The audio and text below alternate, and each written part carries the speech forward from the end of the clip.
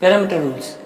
जैसा कि हमें पता है जावा स्क्रिप्ट डायनेमिक लैंग्वेज है और जावा स्क्रिप्ट में वेरिएबल्स की कोई स्पेसिफाइड डेटा टाइप नहीं है। जब आप वेरिएबल्स में जिस तरह की वैल्यू पास करते हैं उस तरह के वेरिएबल की डेटा टाइप हो जाती है। अगर आप उसमें नंबर पास करेंगे तो वेरिएबल की डेटा टाइप नंबर हो जाएगी, स्ट्रिंग पास करेंगे उसी वेरिएबल में तो उसकी डेटा टाइप चेंज हो जाती है। तो जब आप कोई जावा स्क्रिप्ट में फंक्शन बनाते हैं और आप उसमें इनपुट रिसीव करते हैं तो जावा स्क्रिप्ट में आप एक्सपेक्ट कर रहे हैं कि उसमें नंबर आएगा, लेकिन कॉल करने वाले ने अगर उसमें नंबर की जगह कोई और वैल्यू पास कर दी, स्ट्रिंग पास कर दिया, तो कोई रोक टोक नहीं है, जावा स्क्रिप्ट उसे नहीं रोकेगा। ये आपको खुद देखना पड़ेगा, खुद मैनेज करना पड़ेगा। तो पैरामीटर्स जब आप पास करते हैं तो कोई टाइप चेकिंग नहीं होती, ये भी चेक नहीं होता कि इसमें पैरामीटर रिक्वायर्ड था, भेजा भी गया है नहीं। आप विदाउट पैरामीटर पास किए कॉल कर लेंगे, कॉल हो जाएगा। आप रिक्वायर्ड थे 2 पैरामीटर, आपने 4 भेज दिए तो भी फंक्शन चल जाएगा। अगर आपने पैरामीटर कोई रिक्वायर्ड था और आपने नहीं भेजा तो वो पैरामीटर जब फंक्शन के अंदर आप उसको एक्सेस करने जाएंगे तो वो अनडिफाइन आएगा, यानी कि ऐसा कोई वैल्यू मौजूद नहीं है। तो कोई पैरामीटर्स की चेकिंग नहीं है कौन सी टाइप आ रही है। क्यों? क्योंकि जावास्क्रिप्ट डायनेमिक डेटा टाइप है, तो आप वेरिएबल्स किसी भी टाइप का बना सकते हैं, इसलिए कोई चेकिंग नहीं है। तो आपने नंबर या स्ट्रिंग, आपने नंबर मांगा था, स्ट्रिंग इनपुट हो गया, कोई चेक नहीं है, आपको खुद करना पड़ेगा। 2 की जगह 4 भेज दिए, 4 की जगह 3 भेज दिए तो भी कोई चेक नहीं है। अगर आपने कुछ भी नहीं भेजा, जो पैरामीटर एक्सपेक्टेड था और आपने नहीं भेजा, तो वो अनडिफाइंड होगा फंक्शन के अंदर। आप इस एग्जांपल में देख सकते हैं, हमने शो मैसेज का फंक्शन बनाया है और उसमें हम नाम रिसीव कर रहे हैं और उसको प्रिंट कर रहे हैं। लेकिन पहली दफ़ा जब हमने कॉल किया तो उसमें जॉन पास किया, वो प्रिंट कर देगा हेलो जॉन। फिर आपने 45 नंबर पास कर दिया तो उसने हेलो 45 प्रिंट कर दिया। आपने बुलियन पास किया, हेलो बुलियन। जब आपने कुछ भी नहीं पास किया, क्योंकि एक्सपेक्ट कर रहा था वो कुछ ना कुछ, तो उसमें क्यों वैल्यू नहीं है तो अनडिफाइन आ गया। और अगर आपने 2 पैरामीटर पास कर दिए, क्योंकि हम एक रिसीव कर रहे हैं, एक को समझते हैं, वो वैल्यू प्रिंट हो गई, दूसरी आपकी वैल्यूज को कुछ भी नहीं किया उसने और आपकी वैल्यू जो हम एक्सपेक्ट कर रहे थे नेम में वो आपको मिल गई। तो इस तरीके से जब आप पैरामीटर्स डिफरेंट भेजेंगे और अगर नंबर एक्सपेक्टेड था और आपने स्ट्रिंग आ गया, आप कैलकुलेशन अप्लाई करेंगे तो आपके फंक्शन में प्रॉब्लम आ सकती है, तो आपको ये टाइप चेकिंग खुद से करनी पड़ेगी। अब हम एक एग्जांपल देख लेते हैं कि हम फंक्शंस में इनपुट कैसे पास करेंगे, पैरामीटर्स और आर्ग्यूमेंट का डिफरेंस और किस तरीके से उसको फंक्शन के अंदर यूज़ करेंगे। एक फंक्शन बना रहा हूँ मैं, फंक्शन सम, और इस फंक्शन में 2 इनपुट आ रहे हैं, ए और बी, 2 वेरिएबल है। और अगर मैं इसको console.log सिर्फ कर देता हूँ a प्लस बी, कोई और एक्शन नहीं कर रहा, सिर्फ इन दोनों को लॉग कर देता हूँ और फंक्शन को कॉल करते हैं। अब आप देखेंगे इस फंक्शन को मैं जितनी बार कॉल करूँगा डिफरेंट वैल्यूज़ के साथ, वो वैल्यूज़ आपको इनपुट में मिल जाएंगी, आउटपुट में।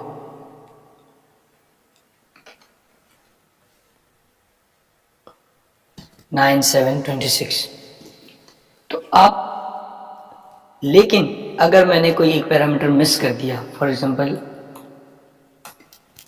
मैंने बी पास नहीं किया, अब वो सम करने की कोशिश करेगा, सम नहीं हो पाएगा तो नॉट अ नंबर आ जाएगा।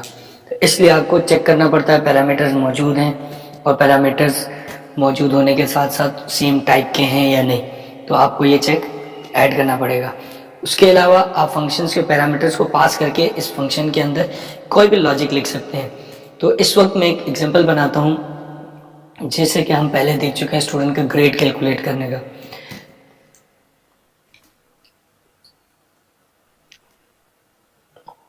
फंक्शन फाइंड ग्रेड, इसमें हम पास करेंगे score,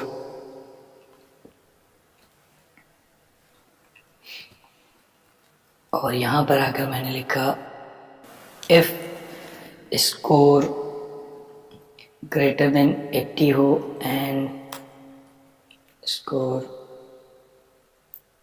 less than equal to 100 हो,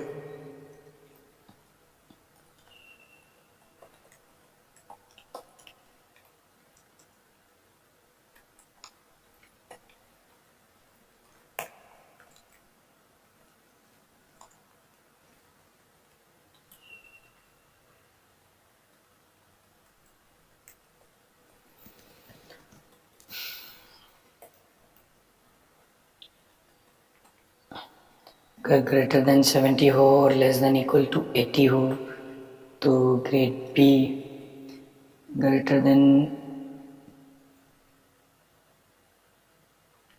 60 हो और लेस देन इक्वल टू 70 हो तो सी, और उसके अलावा हो तो फेल कर देते हैं, ग्रेड एफ। ठीक है, ये आपने जब इसको बनाया है आपने कंडीशन लगा दी है, लेकिन ये एक फंक्शन के अंदर है। अब आपने पूरी अपने इफ एल्स की लॉजिक लिखी है जो कि फंक्शन के अंदर है। अगेन अगर मैं इसे इसी तरीके से एग्जीक्यूट करूंगा तो कोई आउटपुट नहीं आएगा क्योंकि ये फंक्शन के अंदर है और फंक्शन हमने कॉल नहीं किया। अब बेनिफिट ये है कि मैं इस लॉजिक को मल्टीपल टाइम्स कॉल कर सकता हूँ। इस इफ के फंक्शन को मैंने कहा फाइंड ग्रेड 56, यानी कि अगर स्कोर 56 हो तो क्या ग्रेड होगा, अगर स्कोर 81 हो तो क्या ग्रेड होगा, स्कोर 20 हो। तो मैंने 3 बार कॉल किया है। अब बेनिफिट मुझे ये है कि मुझे पेज बार बार रिफ्रेश नहीं करना, मैंने एक लॉजिक लिखी है, जितनी बार मैं इस फंक्शन को कॉल करूंगा इनपुट दूंगा उतनी बार ये आउटपुट देगा और इस लॉजिक को बार बार एग्जीक्यूट करेगा। ग्रेड एफ ए एफ 56 पे एफ है क्योंकि हमने 60 to 70 रखा हुआ था, उससे नीचे एफ रखा है। 81 पे ए आ रहा है और 20 पे भी एफ आ रहा है। तो ये आपकी एक बिजनेस लॉजिक बन गई एक फंक्शन के अंदर। जब आप उस फंक्शन को कॉल करेंगे इस फंक्शन के अंदर जो भी एग्जीक्यूशन होगी वो एग्जीक्यूट होगी और आपके पास आउटपुट आ जाएगा।